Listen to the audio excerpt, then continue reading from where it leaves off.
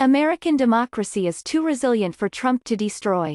In his testimony before Congress last week, Michael Cohen in effect warned of a coup. Given my experience working for Mr. Trump, I fear that if he loses the election in 2020 that there will never be a peaceful transition of power, Cohen said. That fit neatly into the concern in some liberal circles that President Trump may not simply undermine democracy but actually overturn it.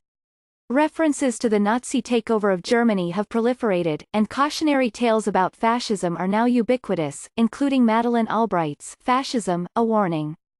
The polarization also leads Trump supporters to worry about a coup by the deep state, Trump, and some make glib references about resorting to violence. We are in a civil war in this country, Joseph DiGenova, a prominent conservative commentator on Fox News and other programs, told Laura Ingraham in her podcast.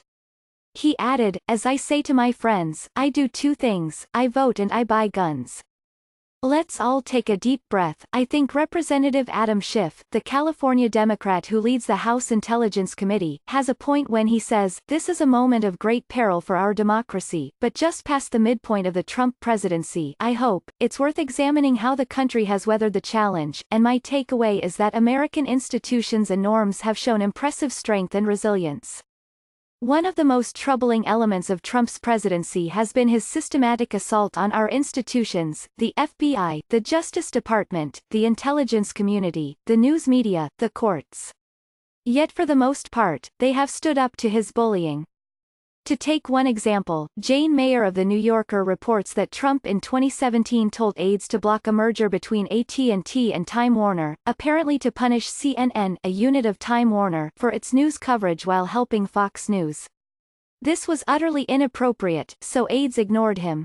"I've mentioned it 50 times, Trump raged, according to Mayer's account. And nothing's happened. The Justice Department did in fact bring suit to block the merger, but courts foiled Trump and allowed it to go ahead. Likewise, Trump's efforts to block meaningful investigations into his conduct have backfired, leading to the Robert Mueller inquiry and to congressional inquiries of obstruction of justice. His dangling of federal pardons before former associates encouraged state investigations.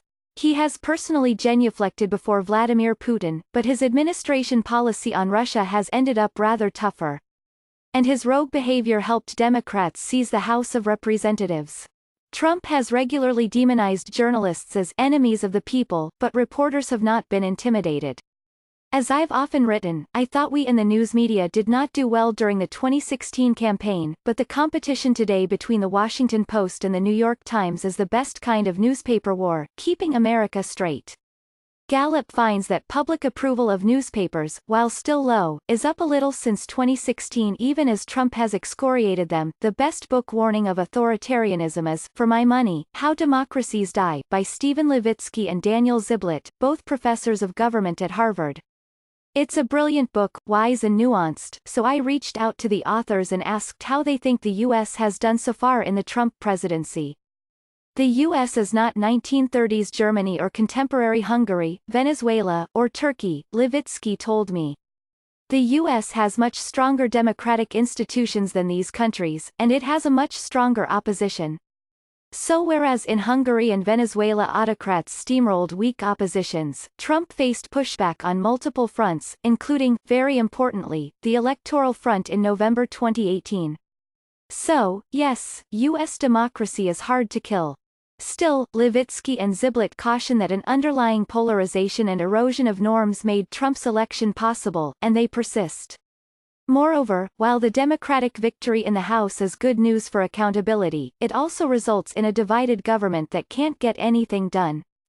U.S. democracy is sliding into dysfunction, Levitsky said, noting that this can increase the appeal of other demagogues. Republican leaders like Mitch McConnell have also refused to stand up to Trump and have allowed certain authoritarian values to infect a wing of the party.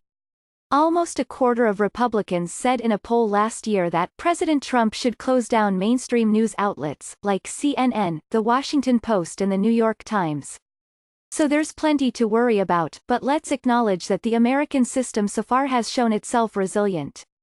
In my more hopeful moments, I think that we are seeing a backlash to Trumpian authoritarianism that may ultimately strengthen the rule of law, as happened after Watergate. For those still wringing their hands and unconvinced, here's my bottom line reassurance: Trump won't manage a coup, and he seems to me more likely to end up a felon than a president for life.